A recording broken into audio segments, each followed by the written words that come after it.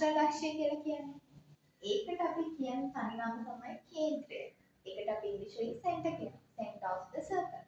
එතකොට වෘත්තයේ තලයක් මත වූ අචල ලක්ෂ්‍යයකට සමදුරින් පිහිටි එම තලයෙන් වූ ලක්ෂ්‍යයන්ගේ පදය.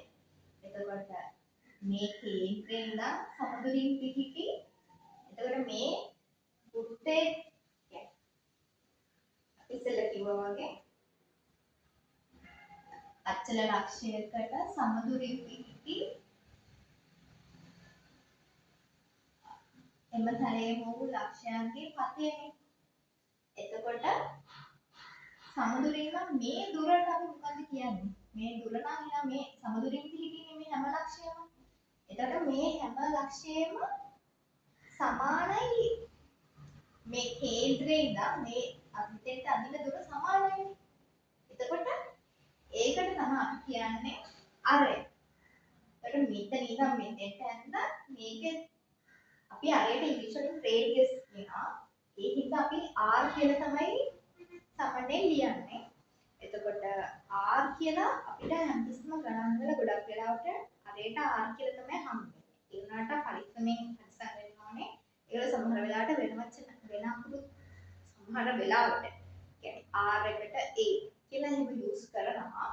ඒ වුණාට ගොඩක් වෙලාවට අපි අරයට r කියලා තමයි දාන්නේ.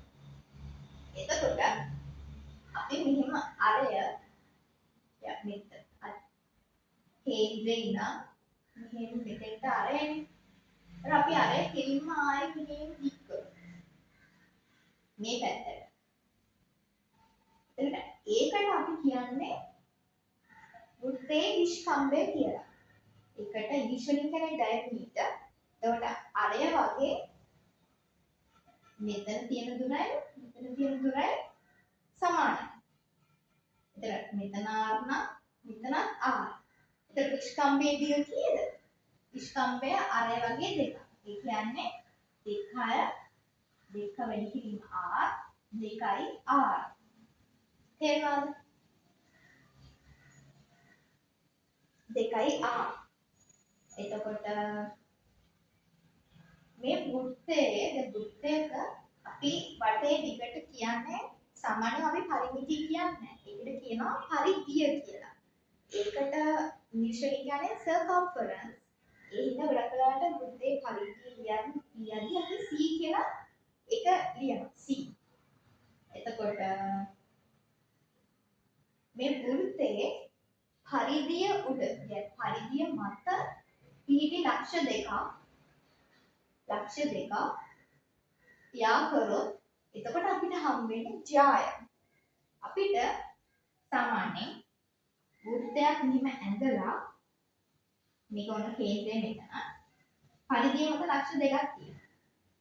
අපි මෙහෙම අඳිනවා තව පරිධිය මත ලක්ෂයක ඉන්න තව ලක්ෂයකට අඳිනවා. අපිට මොකද දිගටම අඳින්න පුළුවන්. මේ ලක්ෂය ඉඳන් අපි දිගටම පරිධියට ඇදගෙන යනවා ඒක. පරිධිය වල යා කරන් යනවා. හරිද?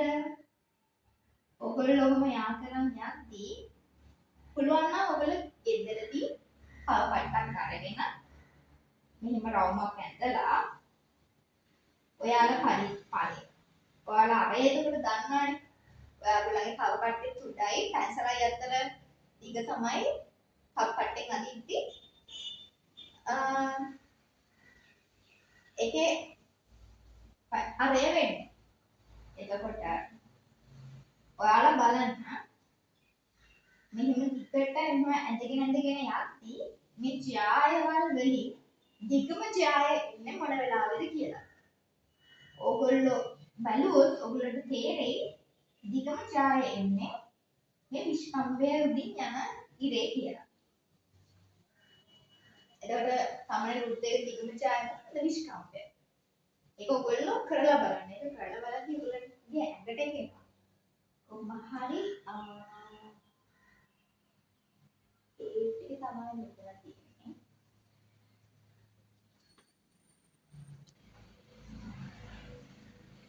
ඔයගොල්ලන්ට ජායට තියෙන නම එක කෝඩ් එකක් කියලා කියනවා. හැබැයි ඒක වැඩි යූස් වෙන්නේ නැහැ අපිට.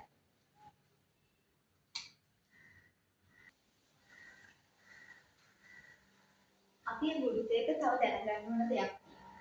ගුරුත්වයක වටේ දිගට අපි මොකද කියන්නේ?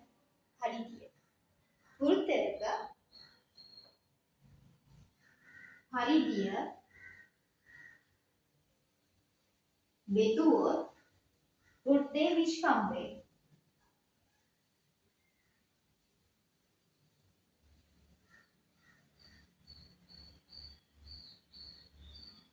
ඒක නියතාවය.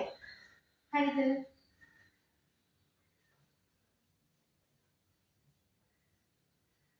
ඒ කියන්නේ ඔයාලා කොහොම ගුරුත්වයක් ඇන්දා. ඔයාලට කරලා බලන්න පුළුවන් ගෙදරදී. මෙහෙමයි. ඔයාලට තියෙන්නේ ඔයගොල්ලන්ගේ කව කට්ටෙන් ඔයගොල්ලන්ට කැමති ප්‍රමාණවල රවුම් ටිකක් ඇඳගන්න. හැබැයි රවුම් අඳිද්දී ඒ ඇඳ රවුමේ ගත්ත අරය දෙකෙන් ගුණ කරලා ලියාගන්න. එතකොට ඒක තමයි විශ්කම්පයට එන්නේ. පරිධිය ගන්න. පරිධිය ගන්න කිසිම සූත්‍රයක් භාවිත කරන්න එපා. ඉතලාම අර නූල් කෑල්ල තියෙන්නේ. නූල් කෑල්ලක් තියලා රවුම් ටිකේ දිග මෙහෙම නූල් කෑල්ල මෙතනින් තියලා ඒක වටේ ගිහින් පොතේ කරද්දි ලේසි. මේ බෝඩ් එකේ මට කරන්න තමයි. පොතක ඒක කරලා පෙන්නන්න ලේසි. පොතේ තියලා නූල් කෑල්ල වටේ තියලා ඒක අඩි ඩොලේ දිගමයි. ඒක තමයි පරිධිය. ඒ වගේ නම් තුනක සයිසස් තුනක වගේ කරලා බලන්න. පරිධිය බෙදන්න. ඊට පස්සේ ගත්ත ඔයගොල්ලෝ ආත්ම විශ්කම්භය නම් ඔයගොල්ලෝගේ අර කව කට්ටේ උඩයි පැන්සලයි අතර දිග මැන ගන්න. ඊට පස්සේ ඒක විශ්කම්භයට ඒක ගන්න දෙකෙන් ගුණ කරන්න යාගේ. ඒක එතකොට එනවා. පරිධිය තමයි අර චුට්ටක් එකට වෙලා යන්නේ නූලෙන් කරගන්න. කරලා බලන්න. මේවා කරලා බලද්දී ඔයගලන්ට ඔළුවට යන ඔයගලන්ට අමතක වෙන්නේ නැහැ. එතකොට මේ නියත අගයට අපිට මේක ඕන වෙනවා. මේක අපිට ඉස්සරහට ඉගෙන ගත්තී මේක නැතුව බෑ. මේක හැමතිස්සෙම ඕන වෙනවා. අන්තිමට ඔයගොල්ලෝ ඒ ලෙවල් කරන්න ගිහිල්ලා ෆිසික්ස් කරත් මේක ඕන. ඒ වගේ. එතකොට මේ අගය මෙන්න මෙයාගේ ගාන 3.14. එහෙම නැත්නම් මේකට අපි කියනවා මේක pi අගය.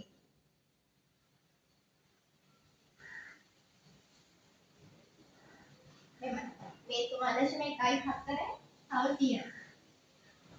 ඔයගලන්ට කල්පරිස් වැඩ පෙන්නන්න ඕන නම් සමහරලාට සමහර අය මේකේ දශම ස්ථාන කීපයක් ගොඩක් මතක තියාගෙන ඒක කියනවා.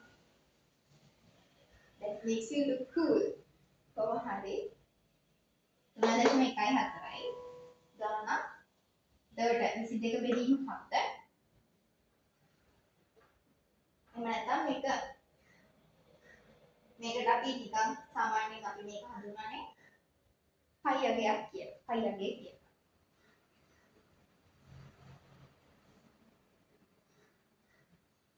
එතකොට විශ්කම්භය අපිට එනවා 2R.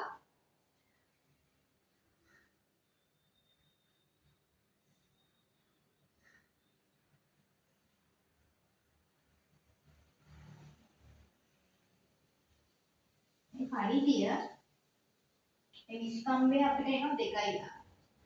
හරිද? එතකොට මේ නියත අගයනේ මේක ලියන්න පුළුවන් 5. එතකොට මේ පරිධිය ගන්න පුළුවන්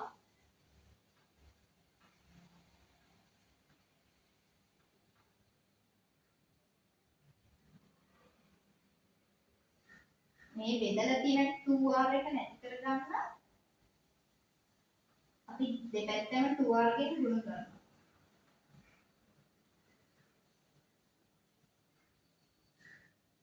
එතකොට පරිධිය සමාන වෙනවා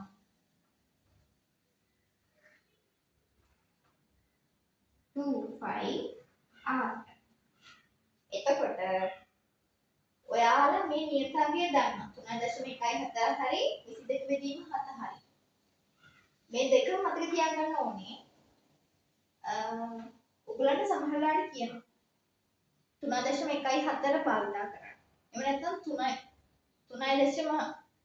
කියන්නේ සමහර අය 3 කියලා ගන්නවා ඒ කියන්නේ මෙහෙමයි ගානේ දෙනවා ගානේ දුන්න නැත්නම් 3.14 22 බෙදීම 7 යූස් කරන්න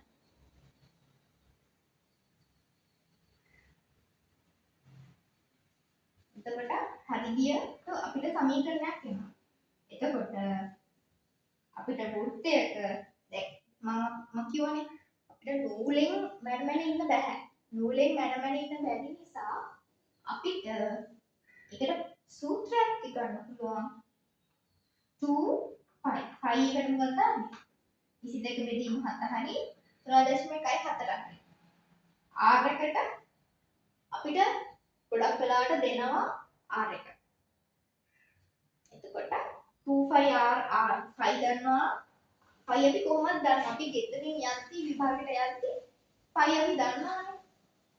එතකොට ඒක වෙනස් වෙන්නේ අපිට ගන්න කියලා තිබ්බොත් ඒ කියන්නේ ඒකේ මේ අගේ ගන්න කියලා තිබ්බොත් විතරයි නැත්නම් ඔයගොල්ලන්ට කැමති ඒවා යූස් කරන්න පුළුවන්. 25r r කියන්නේ අර එතකොට අපි විස්කම්බේ D කියන හිතුවා. ඔයාලා එහෙමයි.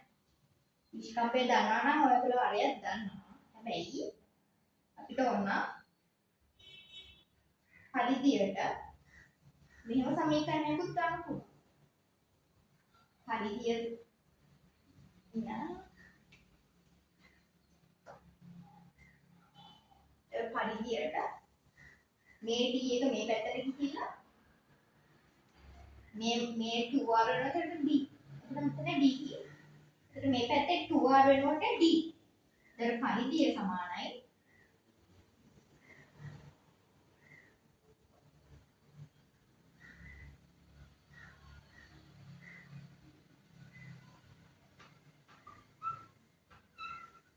5D.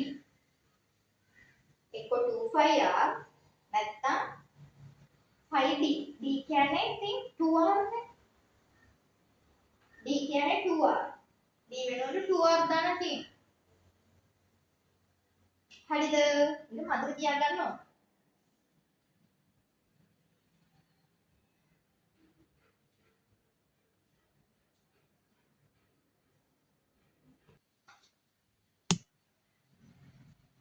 වෘත්තයකින් කොටසක් අපි කියනවා ඡාපයක් කියලා. අපි හිතමු මෙතන ඉඳන්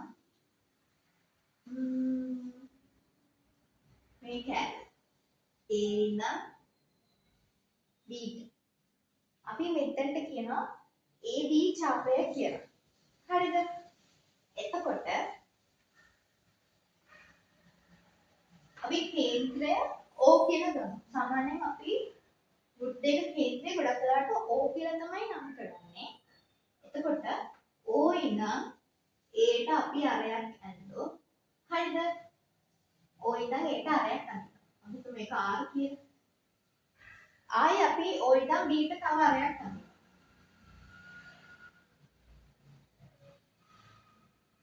හරිද? O ඉඳන් B ට තව අරයක් ඇන්දා. එතකොට ඒකත් R. හරිද? දැන් මේ AB ඡාප කොටසෙනුයි OA අරේනුයි OB අරේනුයි වට වෙලා තියෙන කෑල්ලට මේ කෑල්ලට අපි කියනවා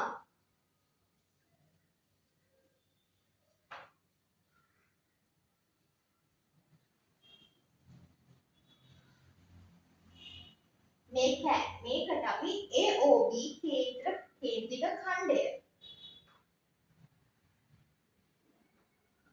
හරිද?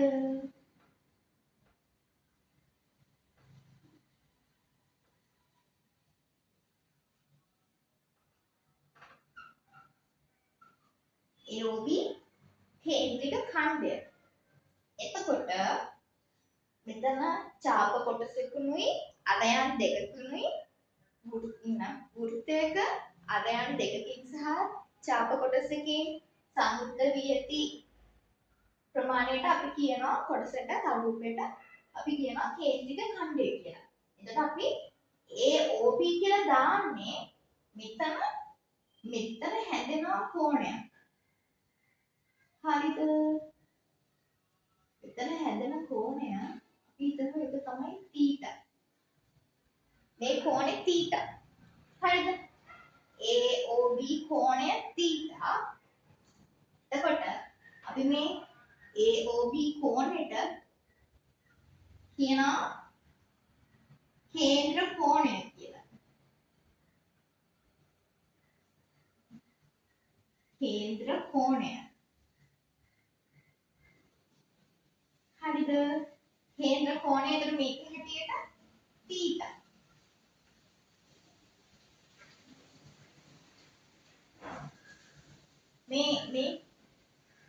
මේ රවුමේ මේ වෘත්තයේ මේ ලක්ෂ්‍ය වටා කොච්චර අංශක ගණනක් තියෙනවද? මේ ලක්ෂ්‍ය වටා කොච්චර අංශක ගණනක් තියෙනවද? 360ක් තියෙනවා නේ? අංශක 360. මේක මුළු ටිකම අංශක 360යි. මේක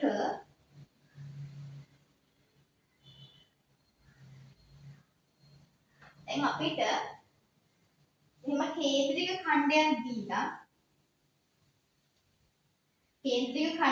දීලා අපිට ඒකේ පරිමිතිය හොයන්න කිව්වා. අපි කොහොමද ඒක හොයන්නේ? ඒක හොයන විදිහ තමයි දැන් මම කියලා දෙන්නේ. හරිද? අපි දන්නවා සාමාන්‍ය වෘත්තයක 2πr කියන්නේ අපිට r දන්නවා නම් අපිට හොයන්න පුළුවන් phi දන්නවා. phi කියන්නේ කීයද? phi සමානයි 22 බෙදීම 7. ඕ 3.14. තව යන්න පුළුවන් ඉලක්කම් උනට අපි 3.14 තමයි ගන්න සාමාන්‍ය. කොහොම හරි දැන් අපිට මේ කෑල්ලේ අපිට මේක r දන්නවනම් මෙතන r කියලා ගන්න පුළුවන් කේන්ද්‍රික ඛණ්ඩය. මේක කේන්ද්‍රික ඛණ්ඩයක් කියලා දන්නවා. හරිද? මොකද මේක වෙන විදියක් නම් අපිට ඒක ඉතර කරන්න බෑ. මේක කේන්ද්‍රික ඛණ්ඩයක් වෙන්න ඕනේ අපිට මේක හොයන්න. හරිද? හිතන්න මෙහෙම එකක්. එතකොට අපිට හොයන්න අමාරුයි. තේරෙනවද කියන්නේ? මේ දෙක මේකේ නම් මේක B නම් මේ කැලේ හොයන්න කීයද කියලා ඒක අපිට ගන්න අමාරුයි. හරිද?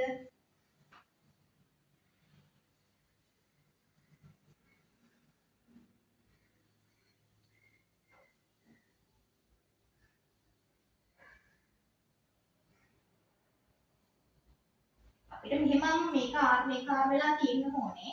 ආයි අපි මේකේ මේ කෝණ දැනගන්න ඕනේ. මේ කෝණේ අංශක කීයද කියලා. හරිද? එතකොට මේ වෘත්ත ඡාප කොටසේ දිග x නම් අපි දැන් x හොයන්න. මොකද අපිට මේකේ පරිමිතිය හොයන්න බෑ. x ධන r කියන මේකේ පරිමිතිය. එතකොට x ධන r. එතකොට x එක හොයන්නේ කොහොමද අපි? අපි දන්නවා මුළු 360කටම මේ 360ටම මේක වටේ කොච්චරක් තියෙනවද? මේ කේන්ද්‍ර වටේ අංශක 360ටම තමයි අපිට එන්නේ මේක පරිධිය 2πr.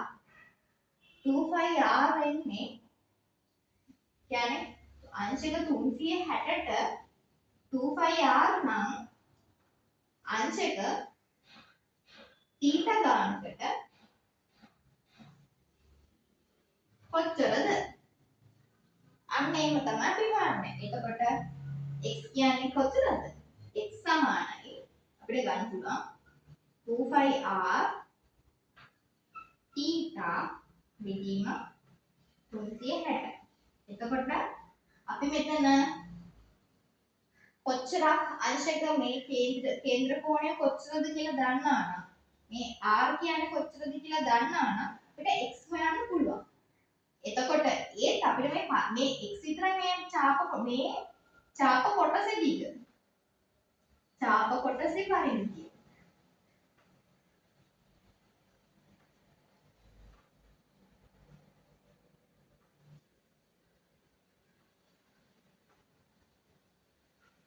මේ x කියන්නේ ඡාප කොටසේ පරිමිතිය විතරයි. අපිට ඕනේ මුළු කේන්ද්‍රික ඛණ්ඩයේම පරිමිතිය. එතකොට මුළු පරිමිතිය කීයද?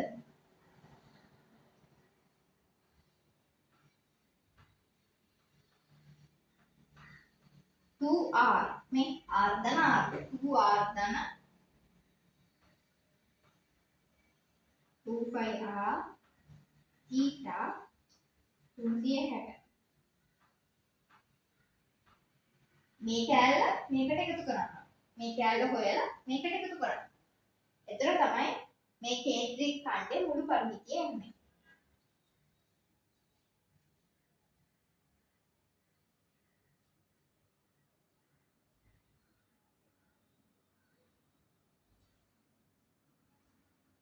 එතකොට මේ කේන්ද්‍රික ඛණ්ඩයේ ඡාප කොටස මේක කේන්ද්‍රික ඛණ්ඩයේ මුළු පරිමිතිය. හරිද? මම මේ කේන්ද්‍රික ඛණ්ඩය කියලා මෙතන ලියලා නැත්තේ ඉන්නේ නැති නිසා.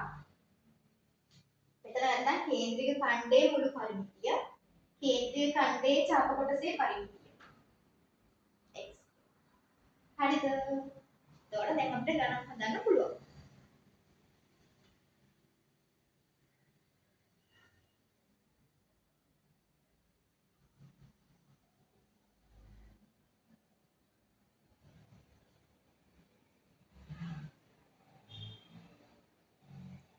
ඊට කලින් මේවට තියෙනවා ඉංග්‍රීසි නම් මේ කේන්ද්‍ර කෝණයට කියනවා angle at the center.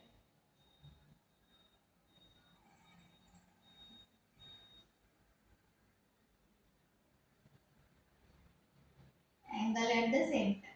හරිද? angle at the center. එතකොට මේ AB ඡාප කොටස කියනවා මේක arc එකක්. ඡාපයක් කොටසට කියන්නේ arc. ARC. එතකොට RARC. එතකොට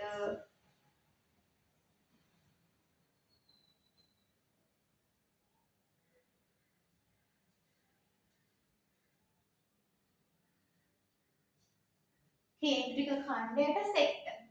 මේක සෙක්ටර් එක.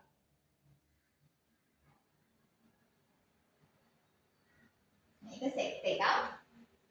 මේ කෝණය අපි θ. මේක phi. මේක θ. ඒ කියන්නේ මේක ග්‍රීක අකුරු සාමාන්‍යයෙන් θ කියලා අපි angle at the center කේන්ද්‍ර කෝණයට කියනවා.